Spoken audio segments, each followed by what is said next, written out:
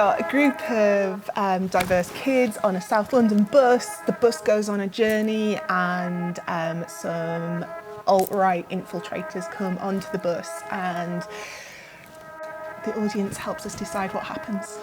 The ways of communication will be sort of both spoken but also visual language of text, emojis, GIFs. You'll see a WhatsApp group, all these sort of layers of communication that cross over between how young people communicate, but also then how the alt and far right communicate as well. Can we talk about hashtag male privilege? Blend with your sponge till matte. You know what male privilege is? Being the majority of rough sleepers and prisoners. Going with the shimmer but the crease. No parole, no release. Guess who are the main ones? Killed at work, at war. Killing themselves. That's privilege to you?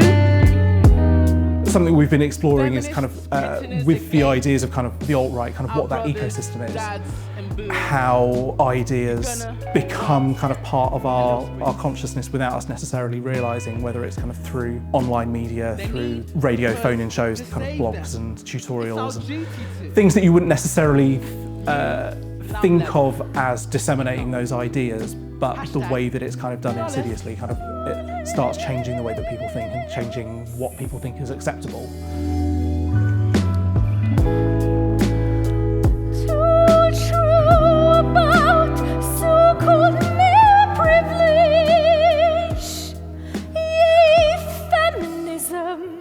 I think the most interesting thing that has developed this week is the choose your own narrative idea of letting the audience choose a song and really get into the story and maybe have a feeling of being on that bus as well. We've been working with our tech developer, Samuel, to actually, make this interactive process actually happen. So you can sit in an audience and you can make these choices and vote on these different things, and we sort of get the result, and then all the results sort of goes to everybody else that needs to know, and then, this all sort of filters through. I have to say, it's a brain fuck to remember all the different paths that can be chosen. It's been interesting.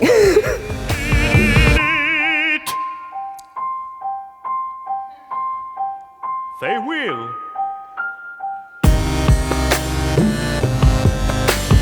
Like your parents could afford, let alone an Audi. That's why you are on a fucking bus. Oh, yeah, so the same bus you're on right now?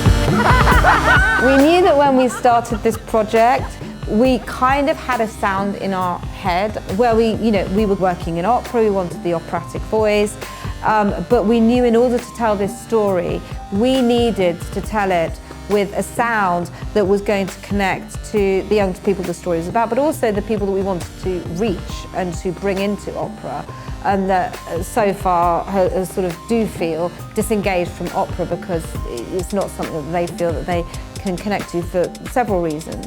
The whole point of this story is like people watch it and they're just like, oh right, yeah, this is actually quite familiar, and that's what we're going for, because before this project, I too would have definitely been in that. Not sure if opera's for me, I don't really see my place in it, but like being able to like create and have a story which is like relevant to me, it just shows that like this is set in real life and it makes it so much more accessible. And I think one of the important things has been taking it back to the kids at every stage. It's been saying to them, does this read? Because we're viscerally aware we're not 14 anymore and we don't know what they're saying. And we've been surprised by things they brought up and things they've got that we didn't think they'd get, like the coding language we're using in there. That's just part of how they work now. That's part of their vocabulary. And for us, that's pretty mind-blowing. I want to come out of this and having many young people that wouldn't go to the opera with their parents and think opera is the coolest thing. Because I love opera so much, but it's not there for everyone. So that's what I want. Yeah. Because there's a lovely fantasy to like Mozart and Beethoven, but you're not getting, it's not got the same relevance as it had when those pieces were made. Like, why can't we make opera now that has the same relevance and has the same cultural and social commentary that their operas had when they were being made? We never